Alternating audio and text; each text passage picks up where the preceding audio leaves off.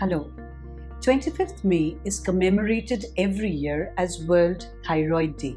This particular day has been chosen to increase the awareness regarding thyroid gland related disorders. Today we will talk about hyperthyroidism. What is hyperthyroidism? It is a condition when the thyroid gland is secreting more hormones than it should. Now, normally the thyroid gland secretes T3 and T4. And this it does under the stimulation of another hormone which comes from the pituitary gland known as the TSH. Now what happens is when the thyroid gland is over secreting, for some reason it is increasing its secretion of the T3 and T4, then we have this condition which is known as hyperthyroidism. Now generally what happens is when the T3 and T4 are being secreted, it is being controlled by the TSH. So if there is an increase in the T3 and the T4, it gives a negative feedback to the pituitary gland and the TSH level gets suppressed. So if you're testing the blood, the thyroid function status in a patient with hyperthyroidism, you'll get raised T3, T4 and you'll get a low TSH.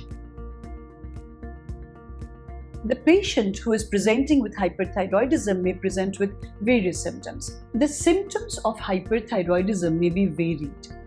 One symptom may be weight loss. So the patient comes to us saying that, I'm eating a lot, I'm feeling very hungry, and in spite of that, I'm losing weight. There can be tremor of the hands and feet, and in severe condition, the patient has shaking of the whole body.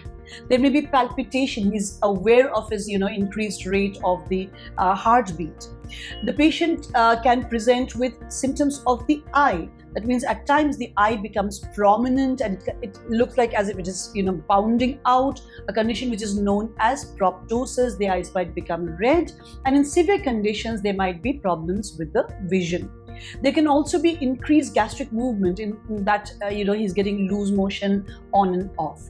Apart from that, at times because of the, increased secretion, what happens is that the glands become bigger. The lobes of the glands become bigger and this goiter is prominent. So the patient comes to us saying that, I have a prominence, a fullness in the anterior part of the neck. So that can also be the presentation. A goiter can also be a presentation of hyperthyroidism. Now, why does hyperthyroidism occur? There can be number of causes of hyperthyroidism. The commonest causes are usually number one, which is known as Graves' disease, which is an autoimmune condition in which the whole gland is over-secreting the hormones.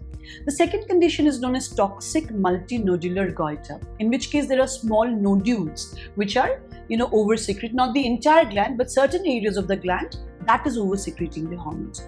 Or it could so be that it's just one gland, which is known as a toxic adenoma, just one area of the thyroid gland which is over-secreting. So when we get a patient with hyperthyroidism, the first test that we do is the thyroid function test. And as I said, we see raised T3, T4 and a suppressed TSH level. Now, once we see that, we have to find out the cause of hyperthyroidism. So we get a number of other tests done. Number one could be an ultrasound, which would help us understand. A better test would be something which is known as a technetium thyroid scan, which gives us an exact idea about, where is it over-secreting? Is it the whole gland? Is it a patchy area? So that way it would help us understand whether it's a Graves' disease or is it a toxic multinodular goiter. There are also certain other tests that your doctor would be doing, like an anti-TPO or a TSHR receptor antibody, which helps us understand about the, the functional status of the thyroid gland. Now, once we've assessed the patient and we have found out that this is the cause of hyperthyroidism, then we decide on the modality of treatment. So there are three modalities of treatment of hyperthyroidism. One is medication, number two is radioactive iodine, and number three is surgery.